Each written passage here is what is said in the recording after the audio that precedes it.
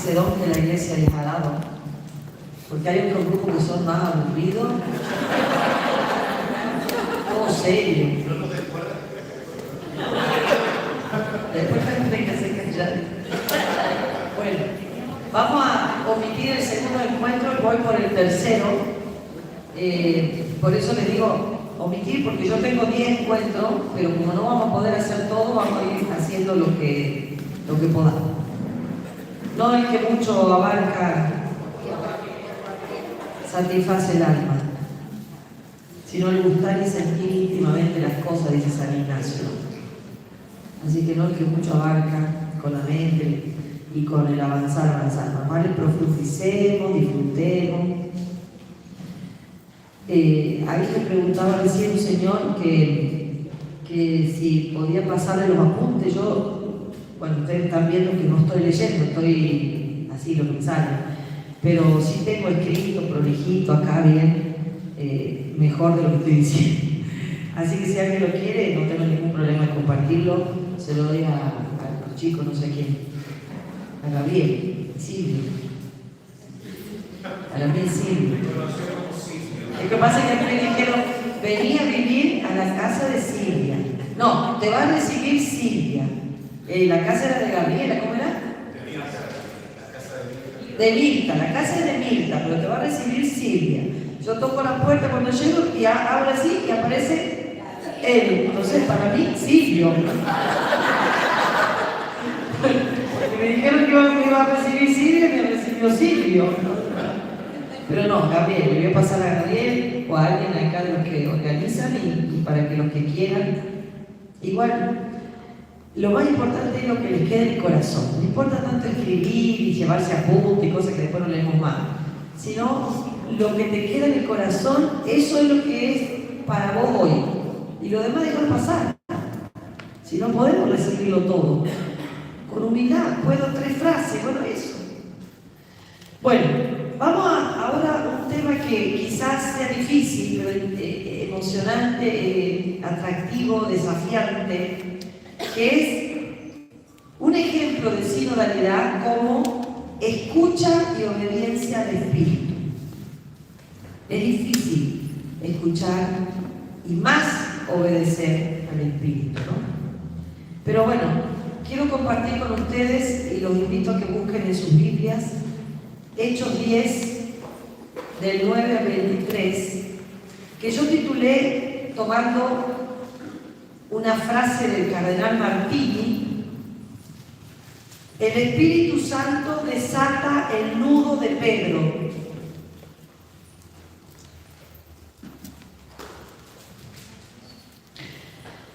Y antes que eso les quiero dar 3 ideas rapiditas nomás, pero creo importante para adentrarnos en el texto. Primero, que no hay en la Biblia, no está en la Biblia la palabra griega sinodal. Esa palabra no está en la Biblia. Hay ejemplos de un estilo o un modo sinodal de hacer las cosas y de vivir, pero el término no está. El libro de los Hechos, ustedes saben que pertenece a la segunda generación cristiana, es decir, a los años 80, 90 después de Cristo. Quiere decir que los Hechos recogen ya una experiencia que la primera comunidad ya tuvo de Jesús. Ustedes, cuando tomen un texto bíblico, no se tienen que olvidar nunca de esta línea del tiempo, que ahora se las hago. No está acá porque me vino a la cabeza, pero creo que es importante la tengan en cuenta. Imagínense y escriban, si quieren, ahí en su hojita una línea. ¿Ah? Bueno, esta línea empieza en los años 30. ¿Qué pasó en los años 30? En la década del 30, ¿qué pasó? ¿Qué? No lo escuché, no quité mal.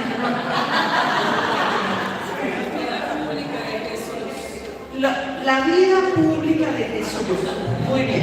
Es decir, lo que Jesús dijo e hizo. 30. La década del 30. ¿Está bien? 33, 34, 39, no nos vamos a poner a discutir cuándo, en ese más o menos. Después de que Jesús dijo e hizo, ¿qué pasó? ¿Qué viene en la década del 40 al 50? Del 30 al 40 Jesús dijo, del 30 al 35, Jesús dijo e hizo físicamente entre los discípulos. Del 35 al 50, ¿qué pasó? Las primeras comunidades. La tradición oral. Jesús dijo e hizo, nadie escribió nada. Lo único que escribió Jesús fue en el piso, cuando la adúltera, ¿se acuerdan? La estaban acusando. O sea que imagínense, el primero que pasó borró lo que Jesús escribió. Chao. Así que Jesús no escribió nada. Desde el 35 al 50 entonces tenemos ahí una década de tradición oral, de memoria de lo que Jesús había dicho y hecho. ¿Y dónde quedó como mayormente presente la memoria de lo que Jesús dijo e hizo? En tres ámbitos. En esos 15 años más o menos. En el ámbito de la catequesis, porque había que enseñarle a los paganos sobre todo, y a los neocatecumenales, a los que se querían bautizar, había que enseñarle el cristianismo. ¿Y qué es el cristianismo? Lo que Jesús dijo e hizo. ¿Está? Primer ámbito donde quedó como latente el espíritu del cristianismo. Todavía no estaba escrito nada. Estaba escrito en los corazones de los que habían vivido con Jesús. Estaban en ellos el cristianismo, pero no estaba en un papel. Segundo ámbito, la misión. Había que ir a misionar. Hagan que todos los pueblos, los paganos, sean bautizados en mi nombre y se conviertan. Segundo ámbito, la misión. Los misioneros llevaban a Cristo adentro y lo compartían. Y tercer ámbito, la celebración, el culto, la liturgia. Entonces de ahí nos viene, por ejemplo, hagan esto en memoria mía. No había un papelito, no había una rúbrica, no había un ordo. Había gente, discípulos, que habían estado con Jesús, habían escuchado las palabras de la última cena y las repetían todos los domingos en el ámbito de la liturgia. Del ámbito de la misión, de la catequesis, de la liturgia, como humus, fue naciendo el primer escrito del Nuevo Testamento. ¿Que cuál fue? Ah, no, esta no se las perdono. No.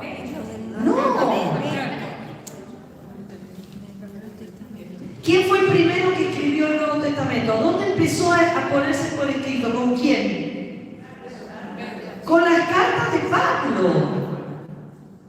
Pablo estaba en Corinto, no podía visitar la iglesia de Tesalónica y en el año 51 le escribió una carta a los cristianos de Tesalónica para ver cómo andaban y se la llevó con Timoteo. Y entonces él lo sabía, pero estaba escribiendo el primer escrito del Nuevo Testamento, la primera a los tesalonicenses en el año 51 después de Cristo. Bueno, aparte de cursos sobre sinodalidad, tendría que hacer alguno que otro cursito bíblico, ¿no? Paréntesis. Bien, cerramos paréntesis. Entonces, desde el año 50 hasta el año 70, 20 años, 15 años, damos la línea del tiempo, 15 años las cartas de Pablo. Pero el cuerpo paulino tiene 13 cartas. Solamente en esa época se escribieron 7, que son las que escribió Pablo de su propia inspiración. Se llaman protopaulinas. Es decir, 7 cartas que Pablo fue escribiendo a las distintas comunidades que él iba primero evangelizando, visitando, armando y después las sostenía escribiendo una carta. Y así nació el Nuevo Testamento. Antes que los evangelios están históricamente las cartas de Pablo. Las 7 cartas de Pablo protopaulinas. Bueno, tarea para casa, a ver cuáles son esas 7 cartas. No vale que yo les diga todo. Hagan algo, que sea, investiguen las cartas de Pablo, proto-Pablo. Bueno, en el año 70 aparece el primer evangelio. ¿Que cuál fue? No, Marcos. Marcos fue en el año 70 el primero que inventó el género literario evangelio. Buena noticia. Marcos, año 70. La pregunta es, que se deben estar haciendo, ¿por qué la Biblia primero está Mateo? ¿O no? ¿Por qué las cartas de Pablo quedaron al final y los evangelios van adelante y encima en el orden primero está Mateo y no fue el primero en ser escrito? ¿Por qué no damos la Biblia toda desordenada? ¿Se preguntan o no? Bueno, esas se las contesto porque no sé si van a encontrar la respuesta. El problema es, no el problema, el criterio es que para la Biblia el criterio es canónico, no histórico. Yo le estoy haciendo una línea del tiempo histórica, estamos viendo los años, ¿no? En cambio, los textos bíblicos fueron puestos en ese orden por canonicidad. ¿Eso qué quiere decir? Por cómo iban siendo recibidos los textos en las comunidades. Y el evangelio que más rápido fue asumido en las comunidades, porque era considerado un evangelio catequístico, es el de Mateo. Pero el primero que se puso por escrito, históricamente, es el de Marcos. Y Marcos inventa el género y Mateo toma de Marcos y Lucas toma de Mateo y de Marcos y Juan no toma de nada. Juan tiene su propia tradición. Mateo también tiene su propia tradición, pero muy imbuida de la tradición de Marcos. Y Lucas tiene la suya, también compartiendo algunas cosas con Marcos. Bueno, sigamos la línea del tiempo. Estamos en el año 70, escrito Marcos. ¿Sí? En el año 80, Mateo, que se cree, según la tradición, que Mateo era Leví. Leví, el cobrador de impuestos, ¿se acuerdan? Que era un tipo culto, porque para cobrar impuestos en el Imperio Romano no podía ser un ignorante, tenía que saber leer y escribir. Y entonces Mateo era, en cambio Marcos era mucho más rústico. Y Marcos se cree que no lo conoció a Jesús. No era discípulo de Marcos. Marcos se cree que había recibido de estos que en la liturgia, en la catequesis y en la misión habían transmitido el decir y el hacer de Jesús. Marcos lo recibió como tradición oral y dijo, no, esto no se puede perder, porque si nos morimos todos nosotros, se pierde. Entonces yo voy a escribir. Y se puso a escribir, pero él no lo conoció. ¿Cómo habrá sido fuerte esos fuegos que encendían otro fuego del Espíritu de los primeros testigos que le hicieron escribir a gente que no conocía a Jesús físico, la experiencia de Jesús? Pablo tampoco lo conoció a Jesús físicamente. Pablo no era un discípulo de Jesús. Bueno, después de Marcos sigue Mateo, año 80, más o menos, 70 y pico. Mateo sí lo conoció a Jesús. Y después de Mateo sigue Lucas, que ni idea tenía de Jesús histórico, porque dice Lucas al principio, yo te voy a escribir a vos, querido Teófilo, después de investigar todas las fuentes posibles, las tradiciones posibles, yo te voy a escribir a vos una buena noticia. Y le escribió de nuevo lo que ya había escrito Marcos, pero con su punto de vista. Jesús es tan misterio inabarcable que ni siquiera 4 escribiendo sobre él pudieron abarcarlo todo. Y entonces después viene Lucas. Y Lucas se cree, pero algunos dicen que sí, otros que no, que era compañero de Pablo en los viajes de Pablo. Se cree. Bueno, algunos dicen que sí, otros que no importa. Lo que importa es que Lucas recibió otra tradición.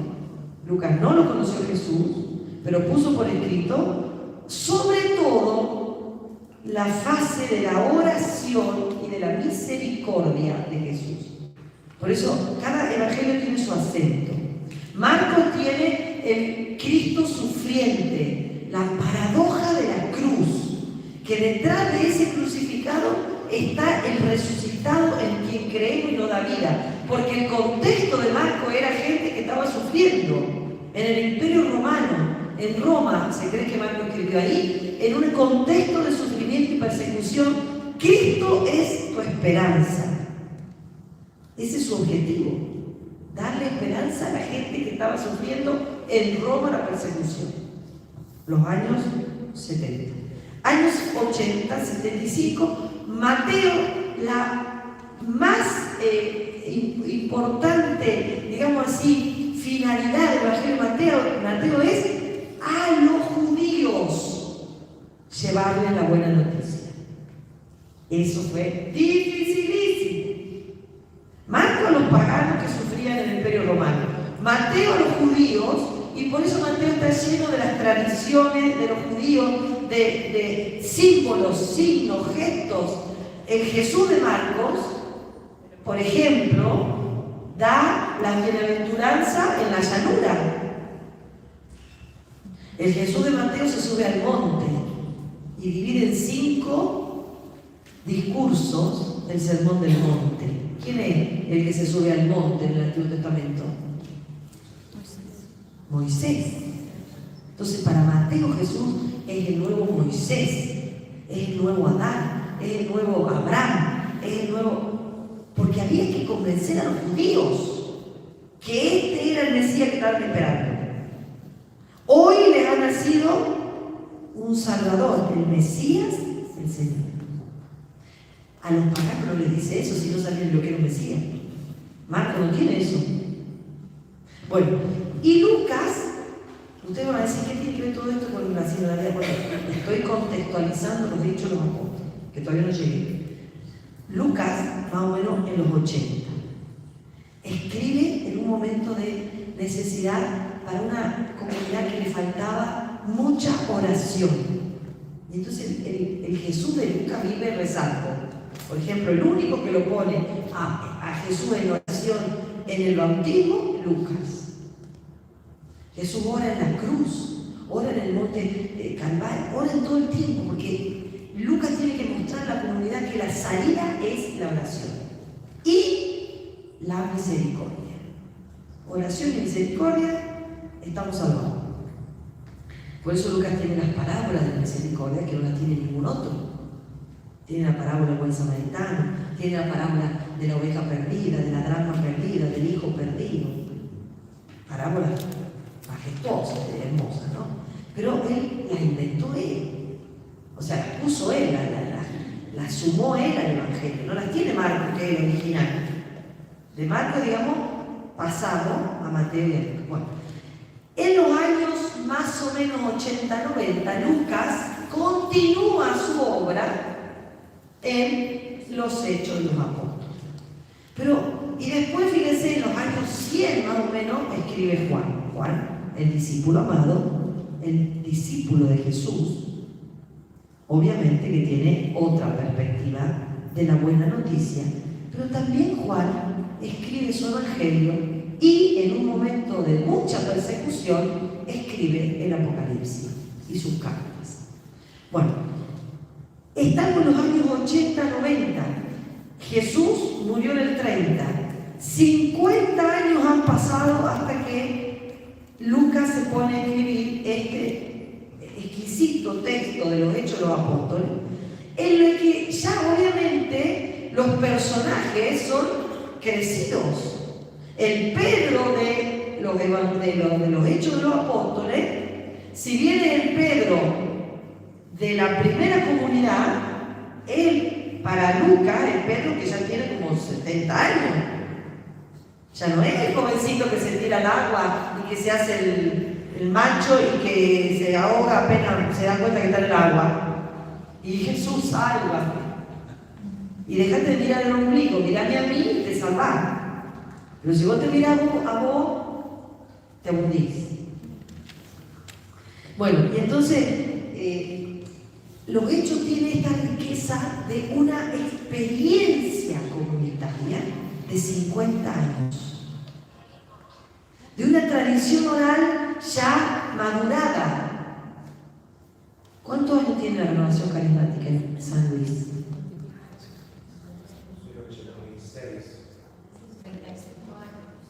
30, 35, 86 dice. No tiene 30 todavía. Si estamos en el 86, 96, 2006, 40, casi 40. Ahí está, 38 años. Bueno, entonces ya no es lo mismo la comunidad apenas naciente de jovencitos que bien no saben ni cómo se hace, a 40 años después, imagínense acá, 50 y pico de años después, que ya tienen un andar, ¿no?, en la fe. Bueno, este que escribe los Hechos de los Apóstoles pertenece a la segunda generación de discípulos. Ya Pedro estaba muerto. Ya Juan, el discípulo amado, estaba muerto. Ya todos estaban muertos. Y entonces hay que escribir para recordar y tener viva en la fe eso que ellos nos contaron que Jesús hizo y dijo. Esto no hay que olvidárselo cuando uno lee un texto. Porque por un lado aparece un Pedro vivo, pero el vivo está en la memoria. Y por el otro lado tenemos un texto de la segunda generación que no lo tiene a Pedro ahí, que lo recuerda a Pedro. Es como que yo le dijera, bueno, ahora escriban sobre su abuela o algo sobre su abuelo. Vos vas a escribir como si estuviera vivo, pero no está vivo. Fíjense la fuerza de la fe. Te trae una experiencia, una vivencia, como si estuviera acá, pero no está. Eso es lo que tenemos que lograr cuando uno recuerda, no solamente hace memoria, sino que trae una experiencia vivencialmente al hoy. Cada Eucaristía no es solo acordarnos lo que Jesús dijo, es hacerlo presente. Acá vivo, como si estuviera acá, pero en la fe. Bueno, entonces los Hechos de los Apóstoles tienen ese contexto de una segunda generación y nos describe, esto es interesante, que el camino sinodal no es un camino de rosas. Nadie dijo nunca que era fácil vivir la sinodalidad, empezando por tu casa, siguiendo por tu comunidad, siguiendo por tu iglesia local y pensando en la iglesia universal. Nadie nunca dijo que esto iba a ser fácil. Bueno, entonces en este texto, que ahora este preámbulo es para contextualizar, en este texto vamos a ver que Pedro tenía un gran nudo que desatar. Nudo. ¿Se entiende, no? Todos tenemos algún nudito. Este tenía un nudazo. Bueno, vamos a ver de qué se trata. ¿Cómo? El texto. Hechos 10, 9, 23. Busquen en su Biblia. Bueno, y vamos a tratar de hacer este ejercicio de ponernos a la escucha para discernir. Escuchar para discernir, y una vez que escuchás y discernís, obedeces. Nadie obedece lo que no tiene clara conciencia de que proviene del Espíritu Santo, de Dios. Y entonces para obedecer no hay que imponer. Para invitar a la obediencia primero hay que escuchar y después discernir y después obedecer. Bueno, vamos entonces con este texto, que lo saqué, como les dije, del Cardenal Martín y de ese libro que se llama Un pueblo en camino. El Espíritu desata el nudo de Pedro. Ahora entonces les cuento de qué se trata el nudo y cómo hace el Espíritu para desatar. Y qué interesante el modo con cómo el Espíritu se le ocurre desatar ese nudo, que no es seguramente el que nosotros hubiéramos pensado. Bueno, se trata de la primera misión pastoral de Pedro. El primer acto misionero de Pedro. Los apóstoles, según Hechos 8, estaban en Jerusalén y Pedro es llamado a ir a Jope. Eso dice 9, 36, 39. Lo curioso es que Pedro va a Jope no por propia iniciativa, lo mandan a llamar. Él no tuvo la idea de ir a Jope. ¿Viste cuando el Espíritu te manda a llamar y vos estás en otra? Y ni siquiera tenés la idea de ir a ese lugar, ni siquiera tenés la remota noción de hacer eso. Pero te invitan, te llaman. Obvio que no es el Espíritu que te viene ahí con un angelito como si fuera María la Anunciación. No, te llama alguien, un compañero, un amigo, uno que ni conocés, un cartel que viste, una radio que escuchaste, alguien. Pero es el Espíritu que hay que escuchar, discernir y si es, obedecer. Bueno, y algunos se deben estar pensando, es por lo que yo estoy acá, no sé qué hago. Y bueno, el Espíritu te llamó y acá estás. Pedro, como dice en los capítulos anteriores, él estaba tranquilo en Lida. Él estaba en Lida, acababa de curar a un paralítico, Eneas. ¿Se acuerdan? No tengo plata ni oro, pero lo que tengo te lo doy, levántate, camina en el nombre de Jesucristo. Él estaba ahí curando al paralítico, tranquilo, haciendo nada, su vida de misionero, de predicador. Y desde ahí lo mandan a llamar, y entonces Jesús ora, Pedro ora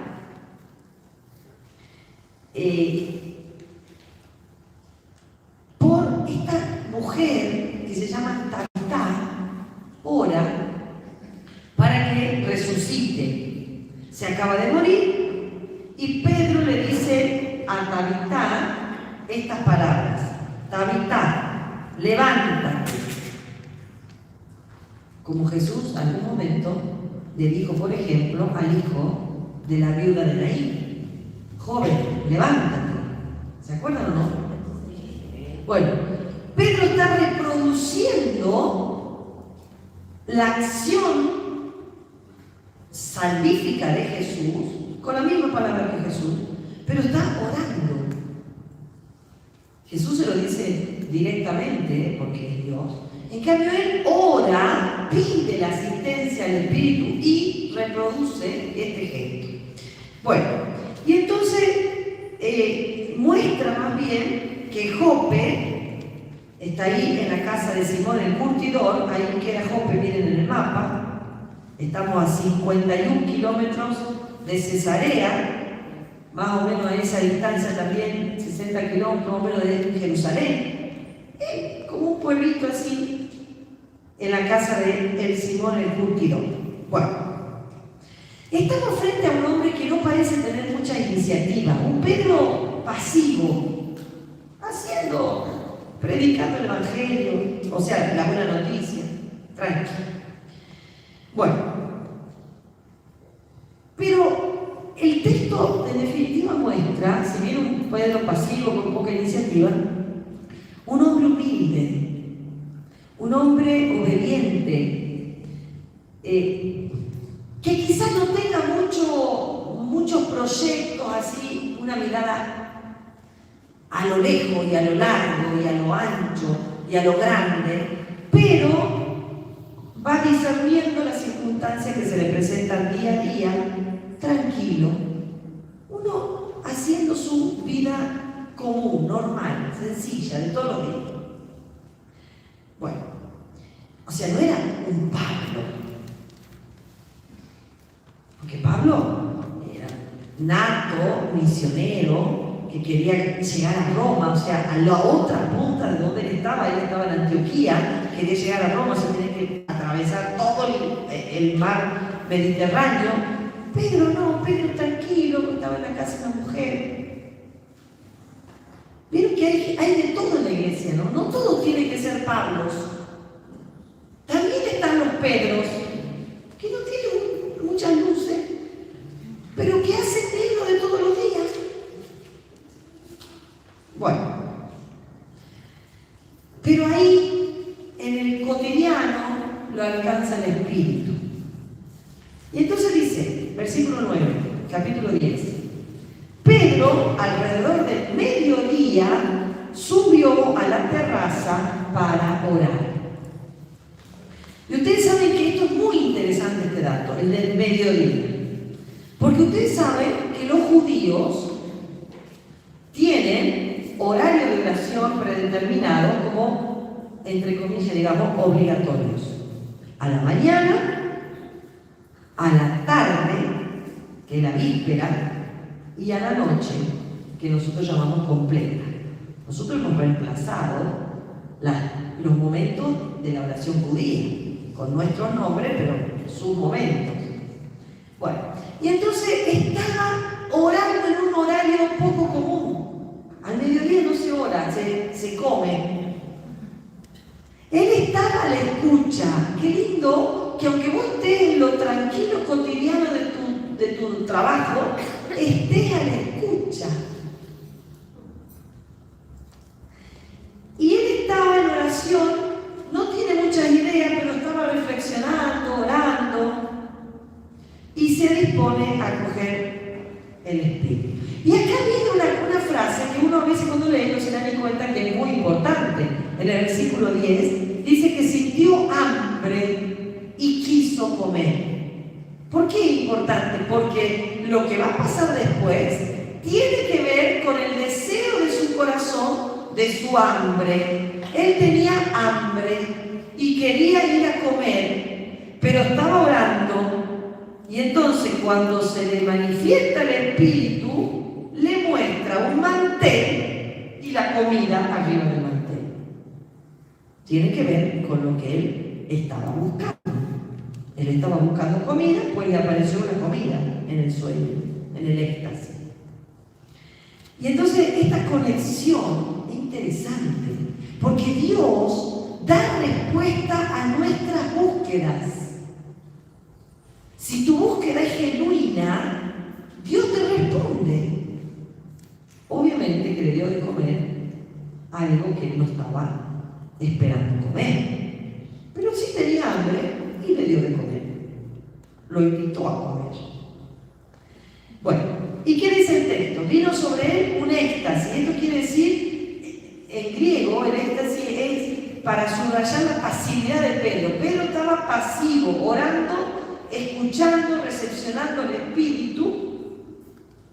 Y dice que vio en el éxtasis que el cielo se abría y que bajaba a la tierra algo parecido a un mantel. No sé si a ustedes les pasa, pero hay mamás o abuelas que si no ponen el mantel no son capaces de comer. Así nomás arriba de la mesa, no. ¿Vieron? Que hay como una tradición en la casa, que hay que poner el mantel. Bueno, eso quiere decir un gesto, nos preparemos a la comida, al almuerzo, a la cena. No así nomás de cualquier manera, es un momento de familia, hay que prepararlo. El mantel es símbolo de que es un momento importante que hay que preparar. Entonces, en el éxtasis, él vio algo, que alguien que extendía un mantel con toda clase de cuadrúpedos, reptiles y aves arriba. Así como está ahí en el dibujo, no sé si alcanzan a ver. Eso era algo abominable. Una visión simbólica, ¿no? Que invita a ir más allá de lo obvio, porque no podés comer cuadrúpedos, reptiles, aves, no podés, tenés que cocinar. Entonces algo quiere decir esto a la visión de Pedro. Y Dios le manifiesta de a poco su designio. Porque uno se puede preguntar, ¿por qué le muestra un mantel con animales raros arriba? ¿Por qué directamente no le da un puré con papa frita o con una milanesa y listo? O sea, ¿por qué esto simbólico que vos tenés que interpretar? Porque a veces vos le preguntás algo al Espíritu, al Señor, y el Señor te lo responde, pero no te lo responde directamente, te lo responde con algo que vos tenés que interpretar. ¿Por qué? Eso quiere decir que Dios espera un proceso. Vos tenés que hacer un proceso. No es 2 más 2, 4 en las cosas de Dios. Vos tenés que discernir. Y eso no estamos acostumbrados. Y ni siquiera queremos aprender. Queremos en la milanesa con puré. Queremos ya. Ya. Todo ya. Nada de discernimiento, de proceso ni de nada. Ya. Ese no es Dios. Esa es la modernidad que nos lleva puestos. Pero no es Dios. Dios no trabaja así. Y entonces Dios empieza de a poco y le manda el mantel y los cuadrúpedos, los reptiles y las aves. Y oyó una voz, no viene solo para la visión la cosa, además tiene que escuchar una voz que decía: vamos Pedro, mata y come. Síganme en la Biblia, versículo 13. Vamos Pedro, mata y come. Y no se lo dice una sola vez, ¿no? Y entonces, esta voz misteriosa que no sabemos de dónde viene ni a dónde va, lo que sí sabemos es que lo invita a transgredir la ley. Y acá está el problema de la misión. Que no le pone alimentos que son permitidos por la ley judía. Le pone todos los alimentos prohibidos por la ley, los animales que no podían comer los judíos. Y entonces Pedro se resiste. ¿Cómo voy a comer lo que está prohibido? ¿Cómo voy a ir más allá de la ley? ¿Cómo siendo tan normado para no, yo voy a hacerlo? En nombre de la obediencia a la voz de Dios. Yo estoy escuchando mal, estoy viendo mal. No puede ser que lo que se me pide sea transgredir la ley.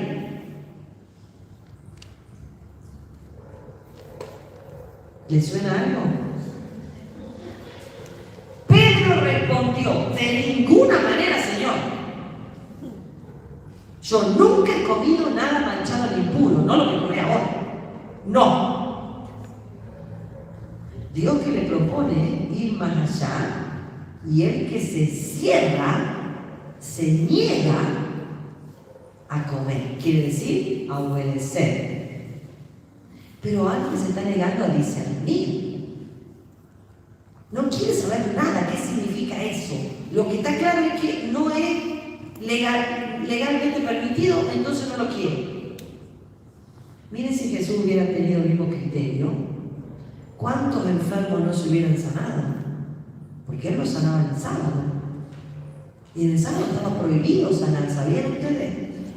Y los fariseos la ven así. Porque tenía 7 días a la semana, ¿por qué se te ocurre sanar el sábado? ¿O no? Y Jesús, ¿qué le dijo? Y ustedes, manga de hipócrita, cuando se les cae un burro en el agujero, van y lo levantan, y yo no voy a sacar del agujero a uno, un hijo de hombre. Hipócritas. Cumplen la ley, pero las conocen a la ley, pero no la viven. Mienten, se escudan atrás de la ley, pero no la viven, porque ustedes sí que lo sacan al animal que se cae en el agujero. ¿Y ahora qué pasa con Pedro? Y entonces Pedro entra en diálogo. Qué interesante, cuando vos no entendés la consigna, sentís que va contra la ley. Qué interesante que para empezar a desatar ese nudo, tenés que dialogar, no cerrarte, abrirte al diálogo por lo menos. Pedro no comió de una, pero dialogó. Le preguntó. Y entonces rechaza la palabra, o mejor le pregunta, ¿qué quiere decir esto? No entiendo por qué me hace hacer lo que está prohibido. Siempre se hizo así. ¿Por qué me pedía a mí que rompa con la tradición? ¿Por qué no le va a pedir a otro? ¿Por qué tengo que ser yo la que tengo que dar la cara y comer los cuadrúpedos, los reptiles, las aves que no se pueden? ¿Por qué? Ustedes lleven los cuadrúpedos, aves, reptiles a su realidad, ¿no? Pero hay detalles que el Señor te pide que rompas, esquemas que se hicieron siempre así, que están legalmente así, pero que hoy te dice, basta, abrite. Se lo dijo a Pedro, nos lo dice a nosotros. Se siente estimulado en lo íntimo de su conciencia por esta visión, pero todavía no sabe a qué. ¿Qué significa esto? No lo sabe. Está discerniendo, con lucha, con proceso, con muerte, porque él tiene que morir a lo que él creía hasta ese día. Uy, es casi hora de reiniciar, ¿qué hago? Ahora no. Un momento, chicos. Bueno, entonces hay una lucha interna entre la palabra de Dios manifestada en la visión y el accionar de Pedro, entre que Dios te dice lo que tenés que hacer, que aparece como ir contra la ley y que vos lo hagas. Hay una lucha. No, sí, no, sí. Y está bien. Es parte del discernimiento. Y la voz le dijo de nuevo, no considere manchado lo que Dios purificó. ¿Quién sos vos para decir que porque siempre se hizo así, ahora no se puede hacer de otra manera? Si yo, que puse la ley en el Levítico, hoy en el Nuevo Testamento te digo, esta ley hay que cambiarla, ¿quién sos vos para decirme a mí, Dios, que no se puede cambiar? Está bien, 80 años se hizo así, está bien, era parte de un momento histórico, pero hoy las cosas tienen que cambiar, le dice la voz a Pedro. Se hicieron 2000 años así, bueno, pero en algún momento podemos cambiar. Y soy yo la misma voz que dije en el Levítico que no se coman cuadrúpedos, aves y reptiles. Hoy digo, pues comer cuadrúpedos, aves y reptiles. Se cambia, las épocas son otras, las situaciones han cambiado, han crecido, han madurado. Es tiempo de abrir el mantel. ¿Cuál era el nudo? ¿Qué representaban estos cuadrúpedos reptiles? Los paganos. Es tiempo de que los paganos entren a la fe cristiana. Y vos, Pedro, sos el que tenés que abrir la puerta. ¿Cuál era el nudo? Agarrado a la tradición del judaísmo, no se puede abrir a la universalidad del cristianismo. Le costó, Pero ¿saben por qué lo obedeció? Porque estaba orando. Ahí está la clave del texto. Y entonces, ahora ya de simbólico se convierte en teológico el problema. Porque el problema es mucho más grande de que si como un ave, cuadrúpedo, un reptil o no. El problema es, ¿incluyo o no a los que no piensan como yo?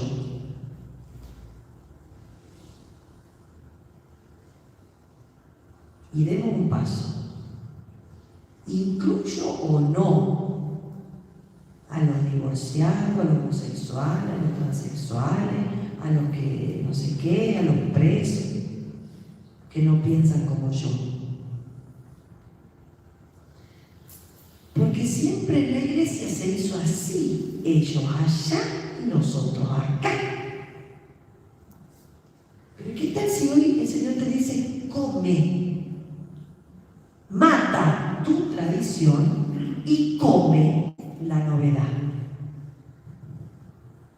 Porque si no, los cuadrúpedos, aves y reptiles quedan afuera.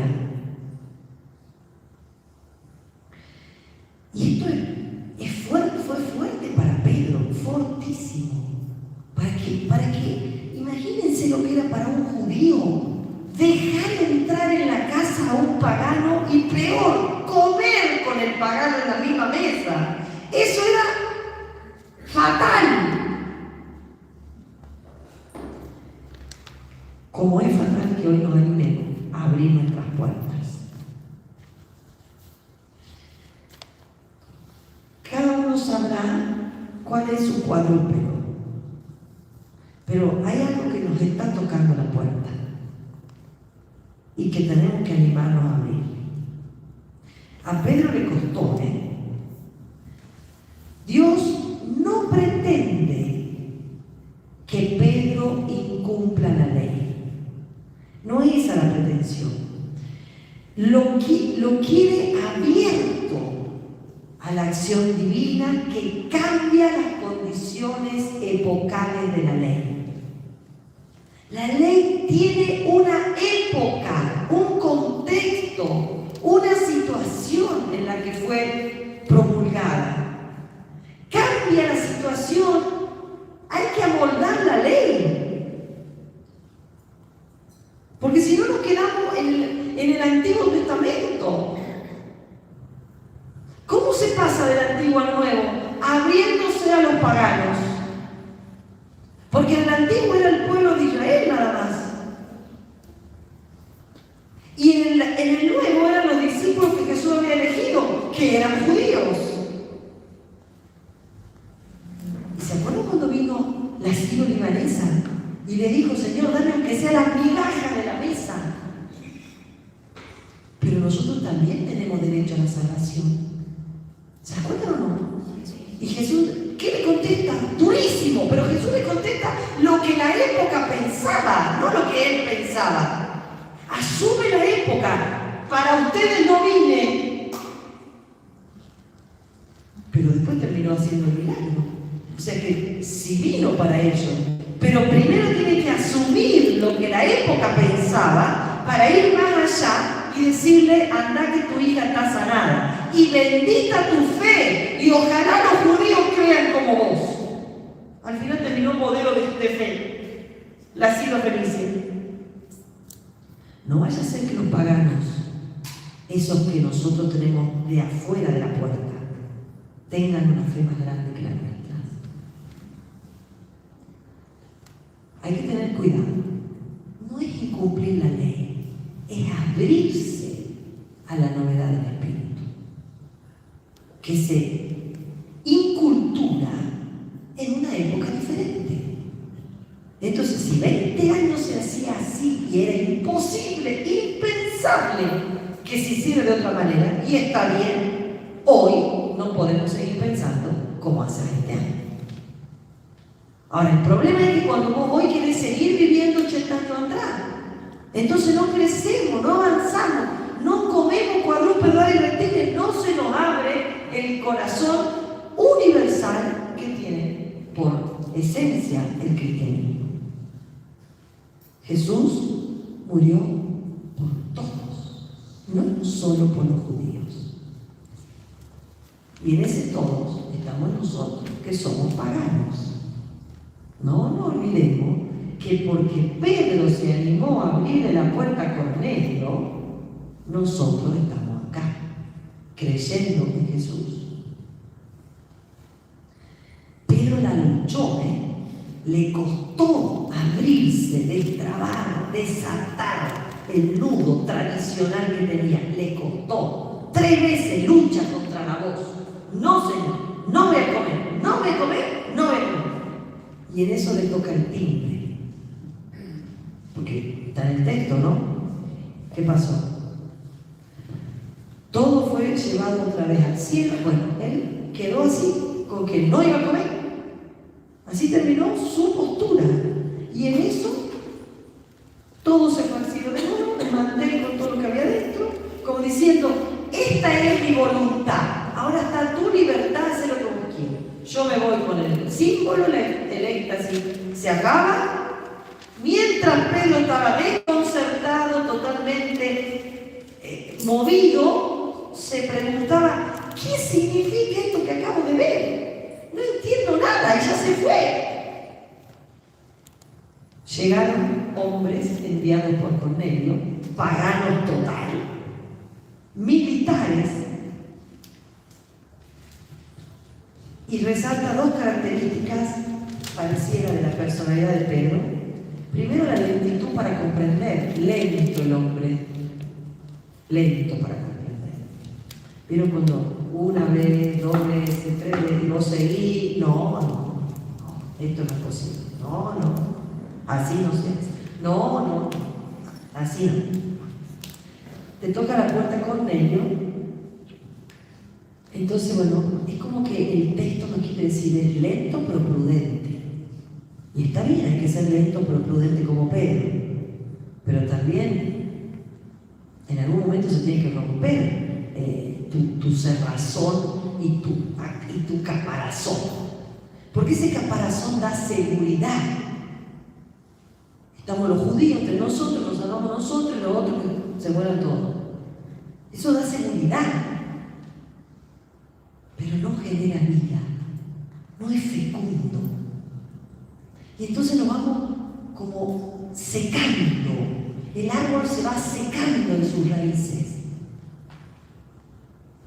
Y qué lindo, porque golpearon y preguntaron, miren qué delicadeza cómo llegan estos paganos, si se hospedaba ahí Simón llamado Pedro, ni lo conocían.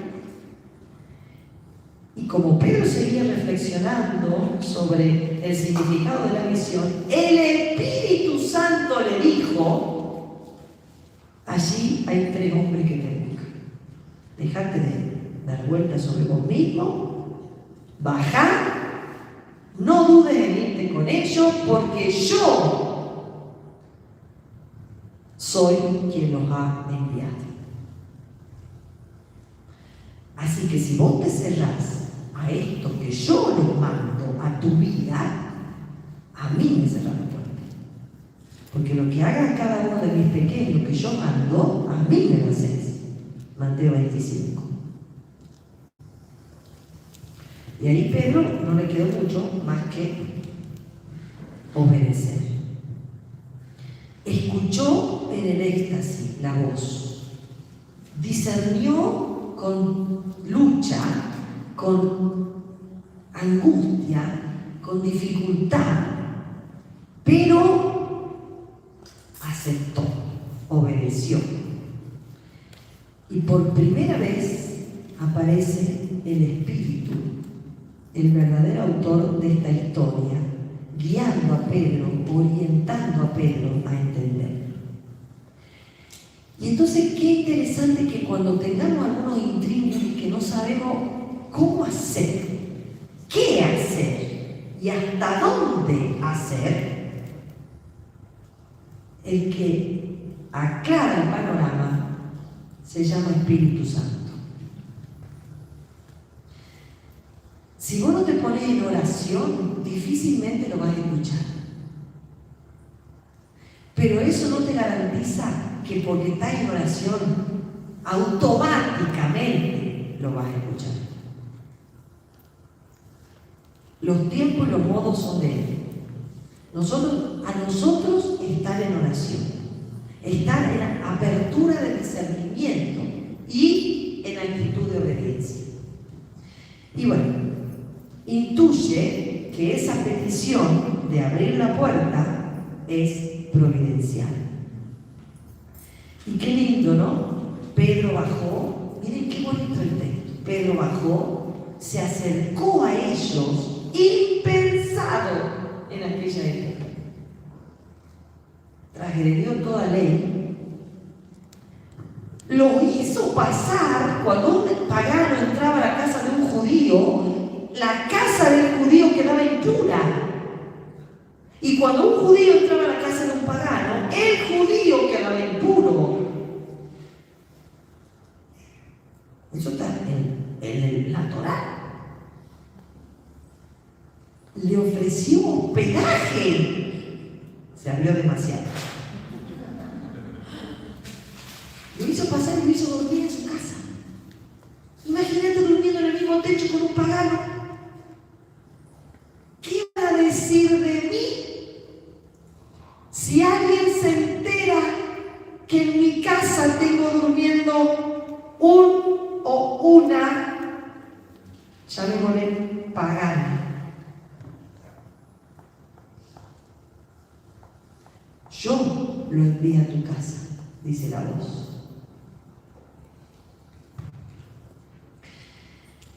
Al día siguiente se puso en camino con ellos, acompañado por unos hermanos. ¿Esto qué quiere decir? ¿Que tengo que hablar? No. Acompañado por unos hermanos de la ciudad de Jope. Pedro sigue las inspiraciones y Dios sigue actuando en ese plan de locos, porque es de loco esto, para la perspectiva de Pedro.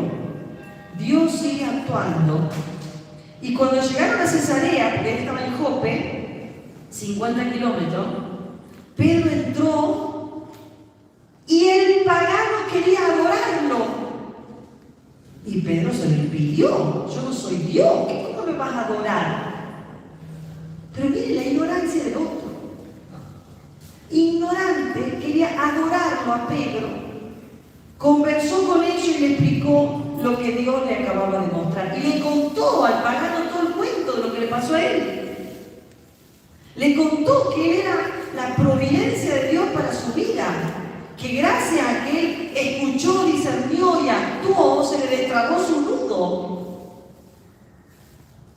Un hombre libre era Pedro.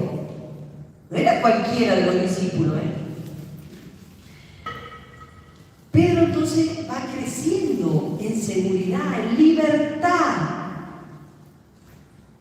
Obvio que se tuvo que enfrentar a los otros discípulos que seguramente le dijeron: ¿pero vos estás loco? ¿Te chifla el moño? ¿O qué te pasó? ¿Cómo se te ocurre que va a dejar entrar a tu casa y va a darle alojamiento a Cornelio, a los militares? ¿Qué te pasó anoche? ¿Te trasnochaste? Y Pedro tuvo que contar la experiencia de Dios que había tenido. Hermanos, hermanas, si el Señor te está tocando el corazón a abrirte a la novedad del Espíritu, no tengamos miedo. Pedro nos anticipó. Y si tenés un nudo que no sabes cómo destrabar, pregúntale a Pedro cómo se hace. Y él te va a decir: escucha la voz, discerní y animate, abrí la puerta, déjalo entrar. Y libertad, seguridad van a empezar. El Espíritu lo consoló. Pedro estaba como loco, no sabía qué hacer. El Espíritu lo consoló. Lo consoló a través de los hermanos estos que él rechazaba. Tal fue el encuentro entre lo negado y lo aceptado que el otro quería adorarlo. ¿Viste cuando vos le transmitís a alguien a Dios? No sabe cómo pagártelo, no sabe qué hacer. Qué lindo, ¿no? Que se estaban empezando a resolver los problemas prácticos que surgían al ponerse en contacto judíos con paganos. Sencillo, había que extender un mantel y comer juntos. ¿No tenías hambre? Mata tus prejuicios y come. Pero es difícil matar los prejuicios, porque no todos te van a entender, porque no todos tuvieron la visión, no todos tuvieron la voz. Pero depende de tu convicción y de tu corazón abierto y disponible, cómo se lo presentás y le contás al otro por qué haces lo que haces y por qué te abrís? ¿Y por qué ahora? Y no 80 años atrás. Entonces se estaban animando a afrontar lo que antes no se animaban a afrontar.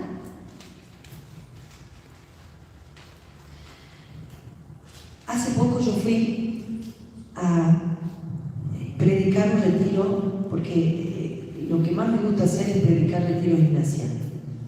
Y fui a predicar a Tucumán, un retiro, un grupo de gente.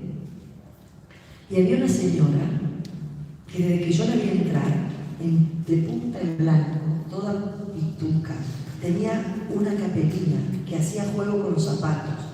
Una cosa que vos decís, ¡guau! Yo la admiraba a la mujer de lo bella, de lo armoniosa, de lo coqueta, parecía la Mirta Legrand joven. Bueno. Viste que es coqueta, de otros, pero coqueta no podemos negar. Bueno. La cuestión es que la mujer, yo veía que iba como cambiando de cara. Bueno, cuando voy a hablar con ella, en las entrevistas que uno tiene después de rezar algunos textos que yo les iba dando en el retiro, esta mujer era de un movimiento de la Iglesia Católica absolutamente cerradísimo, pero cerradísimo, no cerrado. Porque ustedes acá en San Luis están un poco cerrados, pero esta era cerradísima. Bueno.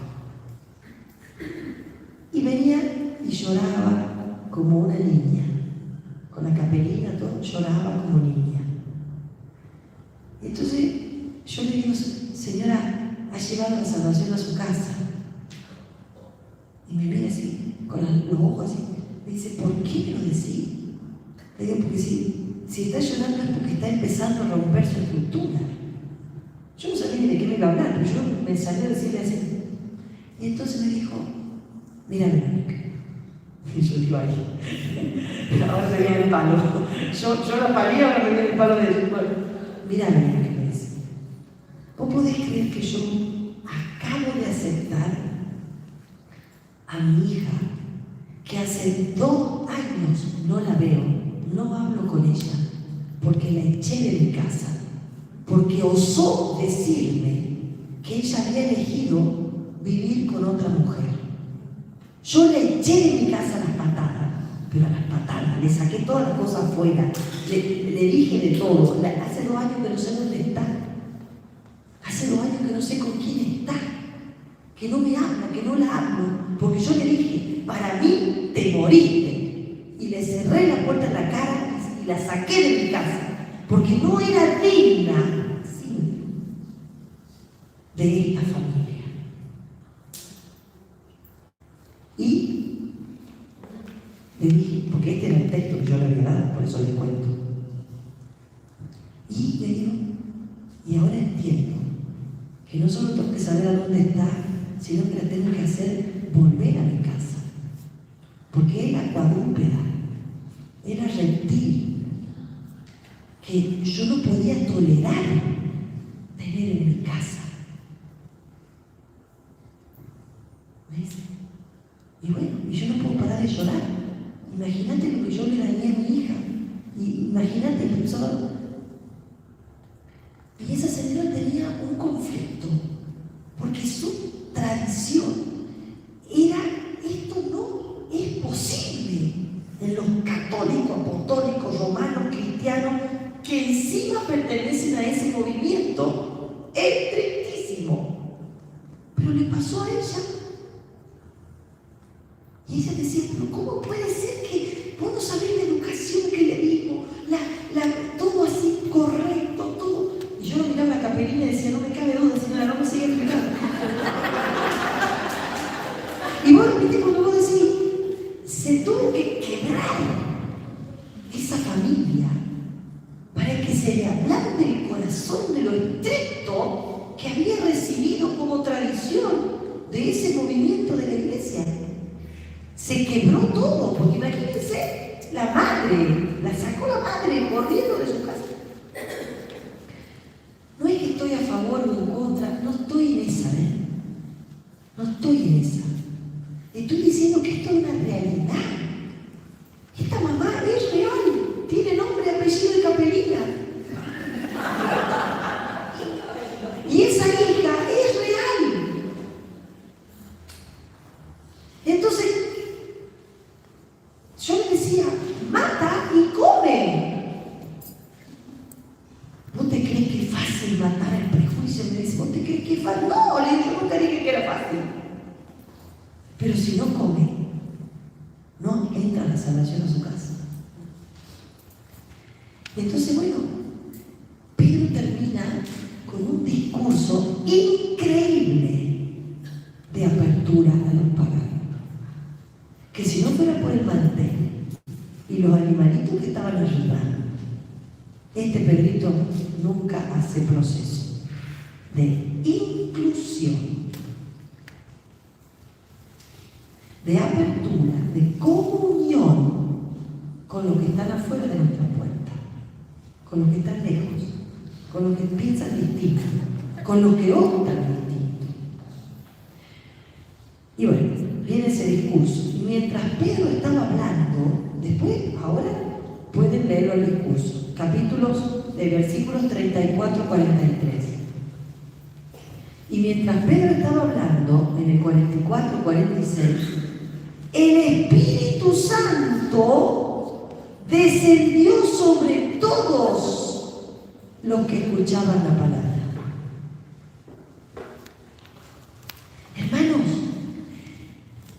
el Espíritu esperó a que Pedro, el referente de la comunidad apostólica, abriera su corazón para bautizar y llenar a todos los que estaban ahí presentes. Es como que la llave la tenía Pedro. Pedro abrió, aceptó, abrió su casa, hizo dormir a uno en su casa, aceptó y el Espíritu descendió sobre todos. Fantástico. Pero qué responsabilidad la de Pedro si no hubiera aceptado comer cuadrúpedos, aves y reptiles. No hubiera descendido el Espíritu Santo. Así que, en lo pequeño o en lo grande, hoy el Señor tiene una palabra para nosotros. Este texto es palabra de Dios. Yo solamente se lo estoy compartiendo, pero yo no estoy inventando el texto, ni las circunstancias.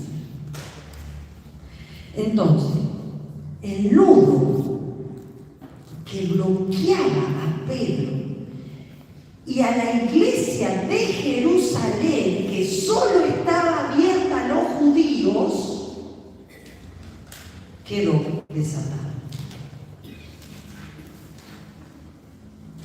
Por un Pedro valiente, por un Pedro disponible, por un Pedro humilde, capaz de renunciar a su estructura mental de años de tradición, años.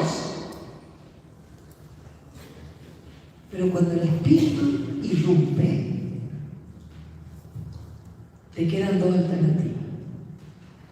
O amén, o te morís en tu cerrazón.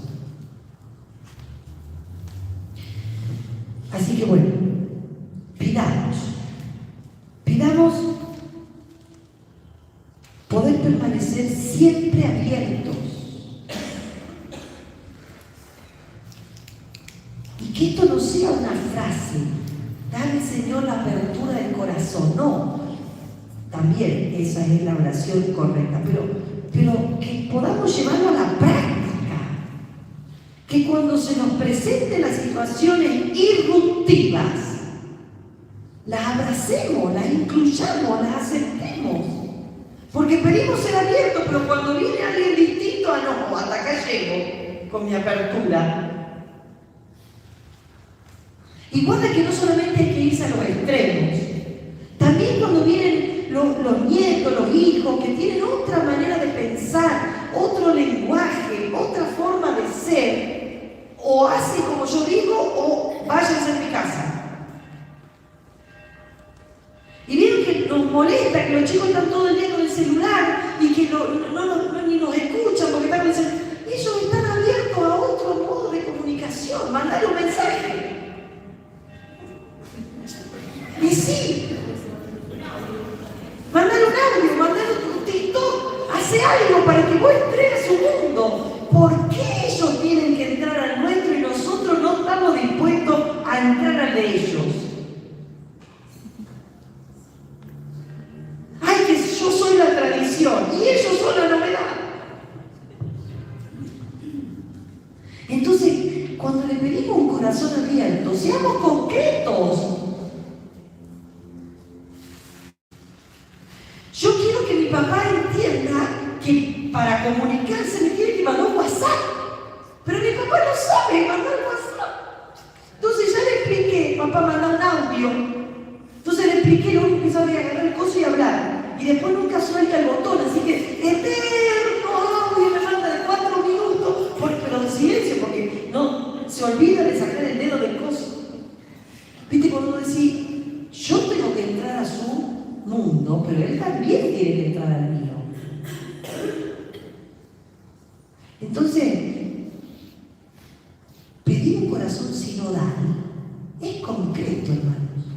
La comunión no se hace de imponer la tradición, tampoco de cancelarla toda, no. Se hace de una comunión, de una comunicación entre lo tradicional, que eran los judíos, y lo nuevo, que eran los paganos. No todo antiguo, solo judío, ni todo nuevo, solo paganos. No, la comunión es paganos y judíos que vivan juntos. Tradición y novedad juntas, no excluyendo una se agarra a la otra. No. O sea, integrar. Y entonces saber poner las premisas para que la voluntad del Señor se realice en nosotros, que venga tu reino, que es sinodal. No hay un reino de Dios unipersonal. No existe eso. El reino de Dios o es sinodal o no es de Dios. Si la identidad de la iglesia es ser sinodal, el reino es sinodal. Dios es trinitario, no es unipersonal. ¿O no hemos creído y anunciado y repetido que son 3 personas? Son 3 personas. Ahora, no nos cae la ficha de que hay que abrirse a lo diferente, a lo que no piensa como yo, a lo que no vive la cultura como yo. Pero si yo no soy el punto de referencia. Bueno, Pedro tuvo que hacer ese trabajito que no le fue fácil, ¿eh? Y también tenemos que decir, estamos en el capítulo 10. ¿Sí o no? En el capítulo 15 se llama la trole trole. Porque Pedro había dado un paso grande, gigante. Pero cuando lo encararon los compañeritos, hizo para atrás. Y cuando hizo para atrás, se encontró con Pablo, que prácticamente le dijo que era un hipócrita, que había dado un paso y renegó del paso que dio. Y entonces en el concilio de Jerusalén se encontraron las voces de los tradicionalistas de Judea, los discípulos, y los de avanzada de Antioquía con Pablo y Bernabé a la cabeza. Pero Pedro ya había dado el paso. ¿Qué pasó? Le dio miedo sostenerlo. Porque cuando lo empezó a querer sostener, muchos judíos se iban yendo. No nos gusta esta novedad. ¿Y quién ganó en la lucha? ¿Pedro o Pablo? Pablo. ¿Qué era lo que Pedro había discernido antes de que los otros discípulos le dijeran, no nos abramos a los paganos?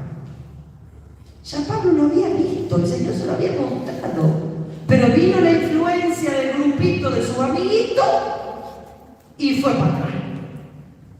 Sí, tenés razón, no nos hablamos los paganos, tenés razón, me equivoqué, perdón.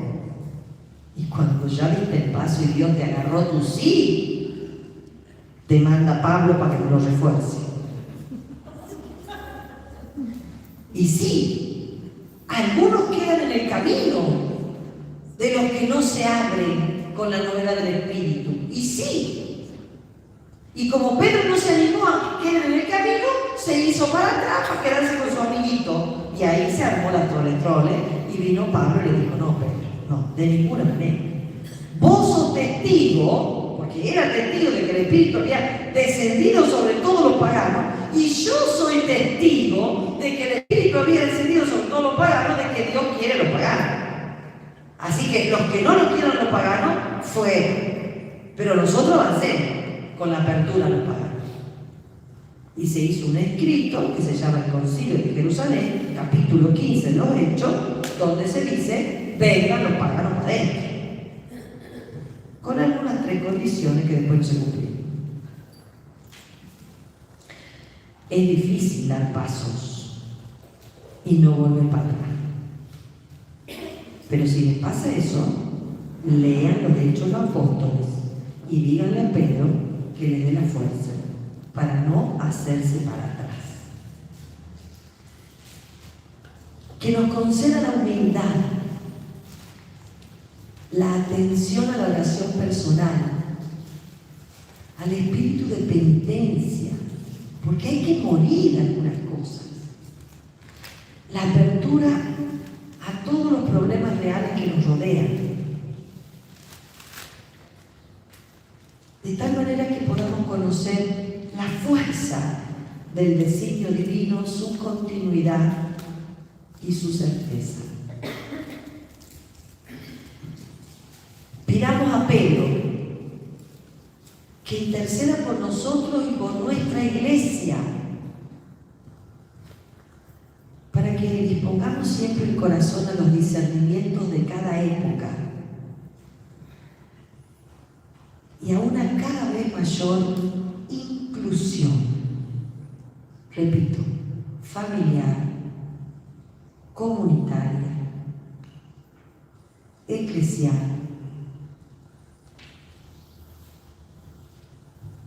a todos. Pero empieza por la intimidad de tu conciencia. Esta decisión de Pedro empezó en el corazón de la oración, él y el Señor. El Señor no te impone las cosas desde afuera. Primero te las mueve adentro. Te empieza como a abonar la tierra dura del corazón. Te echa agüita, te echa abono, para que vos empecés por lo menos a decir, ¿no será que hay que abrir la puerta? Y eso lo va haciendo el Espíritu con vos solita, solito. Y después te viene a tocar la puerta, la realidad concreta. No tengamos miedo, porque lo que pase cuando me toquen la puerta ya empezó a pasar en la intimidad de la oración. Y entonces el Señor está con nosotros. Desde el momento que nos abre a orar la inclusión, ya está con nosotros. Y nos va creando el deseo de lo que Él quiere. Y qué lindo como vemos y somos testigos de nuestro propio crecimiento. Y qué lindo que podamos decir, hace 30 años no nos hubiéramos podido juntar a hablar de sinodalidad ni soñando, pero hoy estamos acá. A mí me dijo el obispo de ustedes, Gabriel Barba, Vero, te llamo, sos la primera mujer que le predica el retiro ignaciano a los seminaristas. Nunca en San Luis una mujer entró a predicar al seminario de San Luis. Nunca. Épocas que cambian.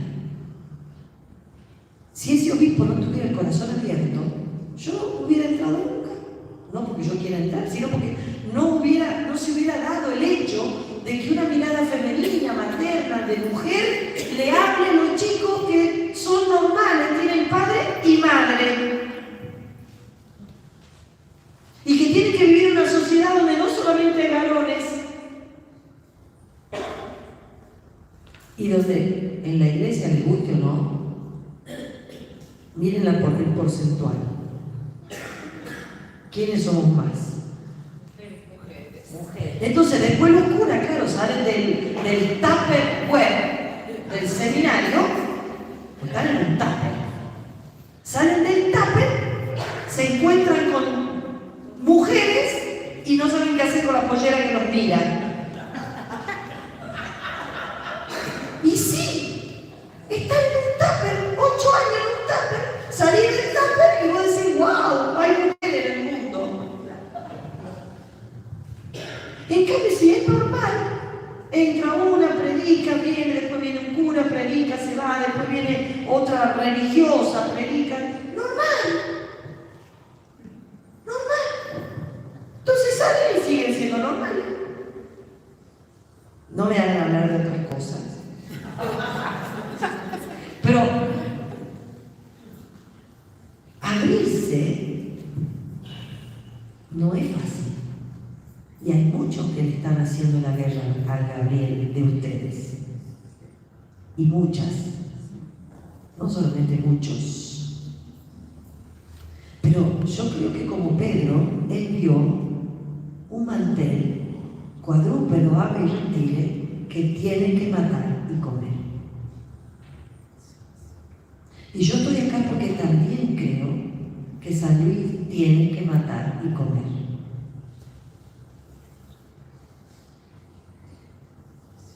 Ustedes son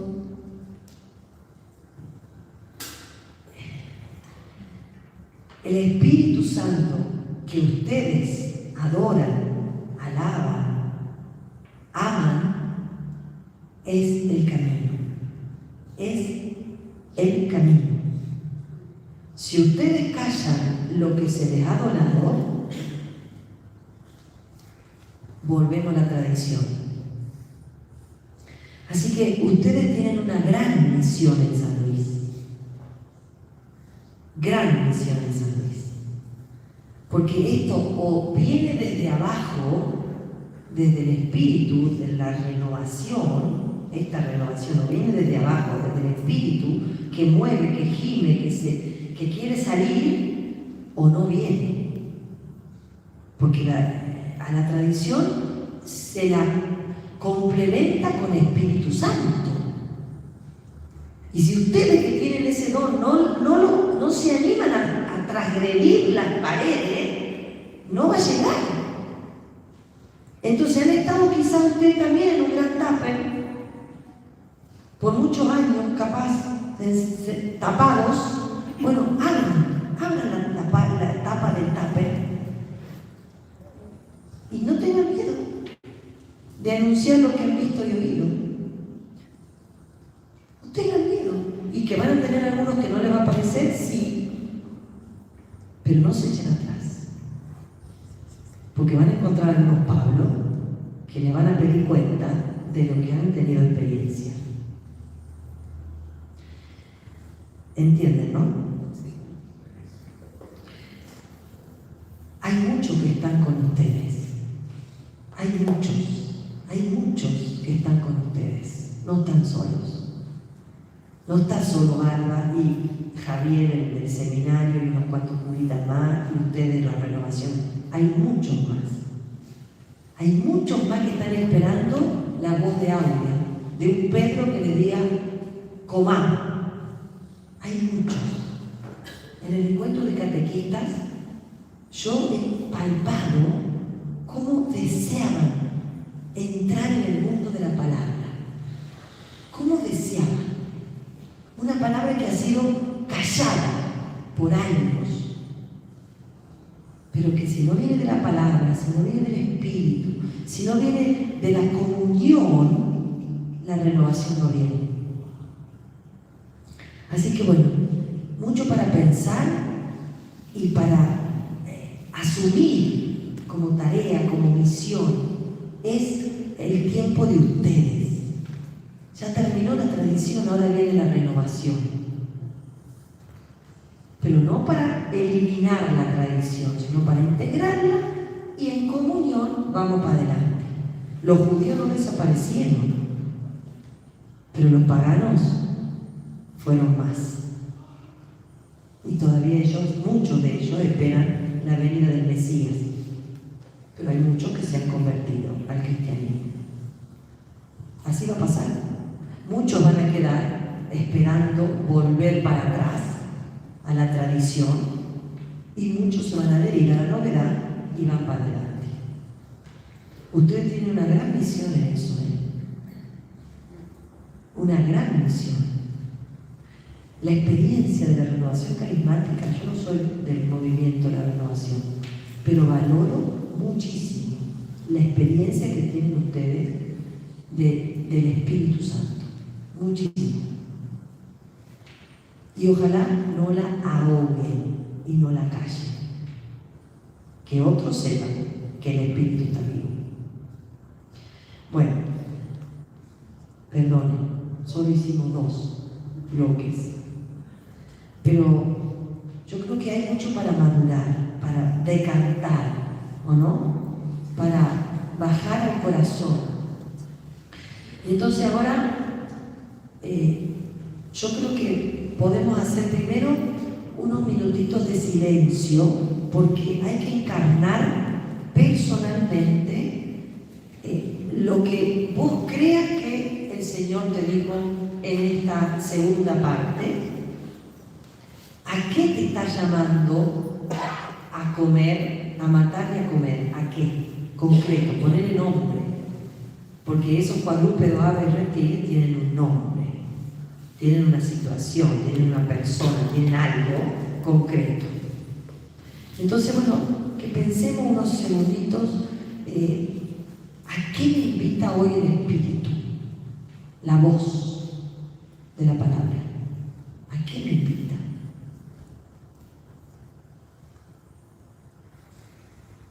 Preguntarnos si estoy dispuesto a seguir resistiéndome como hizo Pedro, o animarme y a ceder y a salir. Hay Cornelios que te están tocando la puerta. ¿Quiénes